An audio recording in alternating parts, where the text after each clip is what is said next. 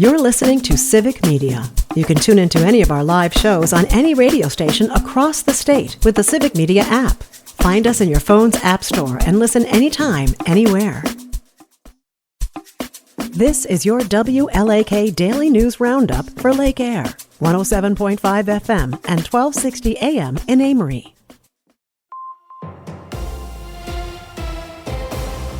For WLAK News, I'm James Kelly. The Shell Lake Arts Center is preparing to undergo much-needed renovations to make the facility more accessible and efficient. The organization's board of directors says the initial phase of the renovation work could cost over $5 million, and they've secured more than 90% of the funding needed already. The renovations would include various upgrades to the performance spaces, restrooms, classrooms, and more. They would also see the introduction of an elevator connecting the main performance area to the classrooms for improved accessibility. Despite officially beginning operations about 2 months ago, the new Amazon distribution center in Duluth held its official grand opening this week. The new facility in the Atlas Industrial Park area won't be fully opened until next year, but can already handle about 4,500 packages each day. Officials say when it is operating at its full capacity, it will be able to handle about 20,000 packages each day and make deliveries in an over 50-mile radius. The distribution center will also be able to expand its workforce from the 80 employees it already has. A Republican-sponsored bill in the Wisconsin State Assembly that would change the technical definition of a riot has been removed from the Assembly Judiciary Committee's agenda. The legislation would have defined a riot as a gathering of at least 3 people that could pose a threat of property damage or injury. Critics of the bill argued that the broad language could be used to weaken the First Amendment protections afforded to citizens, specifically protections to peacefully assemble. The legislation now appears unlikely to move forward this session. As Barron County Sheriff Chris Fitzgerald prepares to leave the agency, he's put his full support as his replacement behind Captain Darren Hodek. Sheriff Fitzgerald announced his intent to resign effective June 1st to pursue another opportunity in the private sector with Mosaic Technologies. Governor Tony Evers opened the application process to fill the position through the remainder of the term, ending in January of 2027 soon after. Captain Hodek officially introduced himself as a candidate for the position at a Barron County board meeting earlier this week. The Wisconsin Department of Natural Resources is reminding residents that they have until the end of the month to apply for a 2025 elk hunting license. DNR officials say the elk population reached a record high of 544 last year. Due to the increased population, they're recommending a quota of 4 bulls and 5 antlerless elk in the central herd. The 2025 elk hunting season will open on October 18th. Applications can be submitted online, and the drawing for the licenses is random, so all applicants will have an equal chance of being selected. After spending millions on the Wisconsin Supreme Court election in April, Elon Musk says he plans to spend less on political campaigns. During a virtual conference this week, Musk said he thought he had done enough political spending. He spent at least $250 million in support of President Donald Trump's campaign last year. Musk-affiliated political action committees also spent over $20 million on Judge Brad Schimmel's Wisconsin Supreme Court campaign, which his liberal-backed opponent, Judge Susan Crawford, won comfortably. A Rice Lake man has been sentenced to over 7 years in prison for possession of methamphetamine with intent to distribute. 34-year-old David Anderson Jr. had previously entered a guilty plea to the charge in federal court. He was arrested last year when law enforcement authorities used a confidential informant to make 2 controlled buys of methamphetamine from him. Authorities executed a search warrant at his home following the controlled buys and seized over 200 grams of methamphetamine that was pre-packaged for distribution. An Ashland man has been sentenced to life in prison in relation to a double homicide in 2023. Earlier this year, Nathan Monkline was found guilty of killing 30-year-old Manuel Garcia Salas and his 27-year-old brother Luis outside the Stagecoach Bar in October of 2023. The brothers were from the Eau Claire area and were visiting their other brother Ricardo at the time. According to court documents, Ricardo said they saw Monkline hitting someone with a crowbar in the alley outside the bar before he pulled a handgun and began firing at them. Wisconsin Governor Tony Evers is renewing calls for the state legislature to invest in the Child Care Counts program following the release of results from a new study into child care costs. The Wisconsin Department of Children and Families announced the results of the 2025 market rate survey this week, showing an 11% cost increase for families with kids in center-based care and a 10% increase for family-based care. Governor Evers is calling for over $480 million in child care funding in his biennial budget proposal.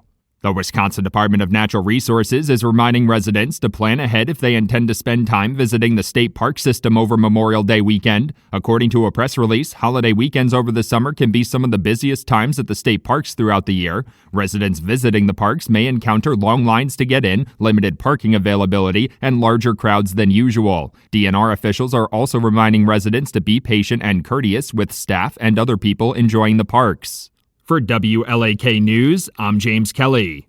The Crew heads to Pittsburgh. Hi, I'm Mike Clemens with sports. The Brewers open a 4-game series tonight at PNC Park against the Pirates. Yesterday, the Brewers went into extra innings, but lost at home to the Orioles, 8-4 after 11 innings. Manager Pat Murphy. You get 7 hits in a game and the opponents get 14, you usually don't win the game. The fact that we scored in the 9th and the 10th showed a little bit of character for this team, and we made some mistakes. College football. Wisconsin announces their game next year at Lambeau Field against Notre Dame has been moved from Saturday, September 5th to Sunday, September 6th, 2026. More information to come for ticket holders. The Packers holding OTA practice sessions. Rookie receiver Matthew Golden getting a little help from the veterans. We were out there earlier today, and I went over to tell Matthew something about one of his routes, and I was just about to start talking, and then Romeo Dobbs grabbed him. And I said, "Hey, you talking about the Dover?" He's like, "Yeah." And I said, "All right, you got him." That's Packers head coach Matt LaFleur. With sports, I'm Mike Clemens.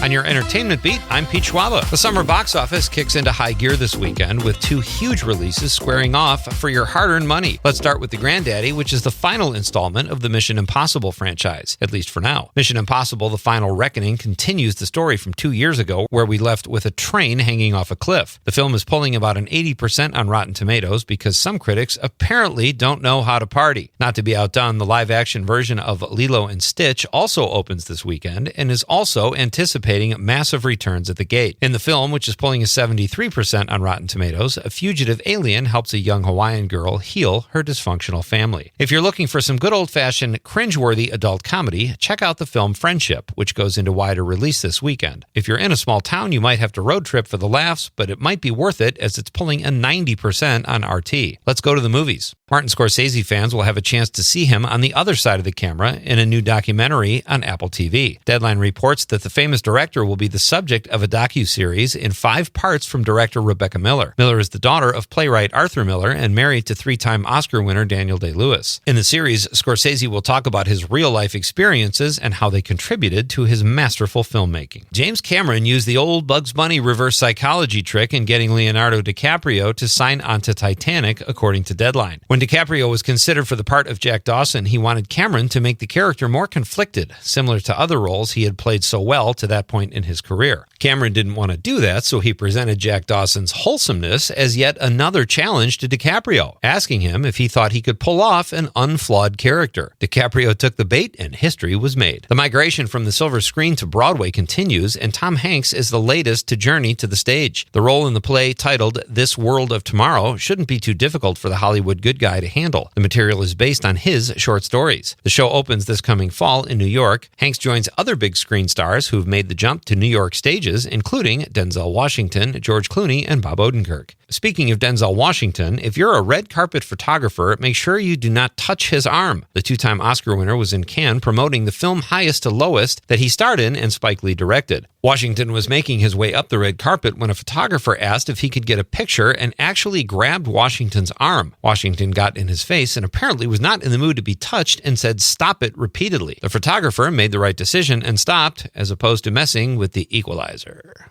Good decision. For more showbiz fun, tune into Nightlight with me, Pete Schwaba, weeknights from 6 to 8 p.m. on the Civic Media Radio Network. It is going to be partly cloudy to mostly sunny today with a high in the low 60s here this afternoon. Tonight, partly cloudy. We're going to drop into the upper 30s to near 40. Tomorrow, plenty of sunshine with a high in the low 60s. I'm meteorologist Sean Cable. Current temperature 44. That's your WLAK Daily News Roundup from Civic Media. Subscribe to this podcast on Spotify, Apple, or wherever you find your podcasts. Find more news at lakeair.radio. The national news cycle never stops, but it can be hard to find news about your local community. Civic Media is dedicated to providing quality local and state news coverage across Wisconsin. With the Civic Media app, you can get notifications about local stories that matter to you and your community. Find the free Civic Media app in your phone's app store and choose notifications from the menu to tell us what kind of news you want to hear about.